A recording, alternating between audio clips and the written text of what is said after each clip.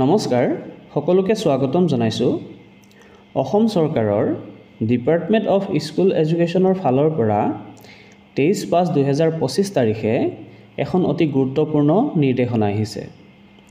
এই নিৰ্দেশনাখনৰ মূল কথাটো হৈছে শিক্ষা ক্ষেত্ৰত দৈনিক প্ৰত্যেকটো শ্ৰেণীৰ ছাত্ৰ-ছাত্ৰীৰ উপস্থিতি সুনিশ্চিত কৰিবৰ কাৰণে মাধ্যমিক শিক্ষা সঞ্চালক আৰু প্ৰাথমিক শিক্ষা সঞ্চালকে নিয়মীয়াকৈ বিদ্যালয় পৰিদৰ্শক, জিলা প্ৰাথমিক শিক্ষা বিষয়া আৰু খণ্ড প্ৰাথমিক শিক্ষা বিষয়াৰ সৈতে বৈঠকত মিলিত হ'ব লাগিব।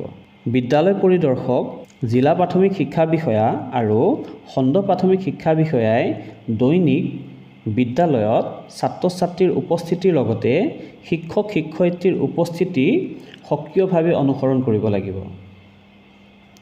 লগতে উল্লেখ কৰিছে বিদ্যালয়ৰ সকলো শ্ৰেণীৰ ছাত্ৰ-ছাত্ৰীৰ দৈনিক উপস্থিতি সুনিশ্চিত কৰাটো সেই বিদ্যালয়খনৰ অধ্যক্ষ অথবা প্ৰধান শিক্ষকগৰাকীৰ দায়িত্ব।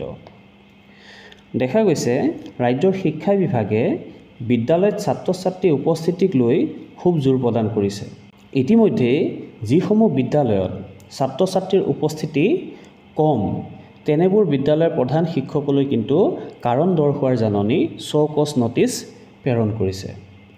আজিলৈ ইমানেই। ভিডিঅ'টি লাইক কৰিব, শ্বেয়াৰ কৰিব আৰু এনেধৰণৰ বা বাতৰিসমূহ পাই থাকিবৰ কাৰণে চেনেলটি ছাবস্ক্ৰাইব কৰিব। ধন্যবাদ।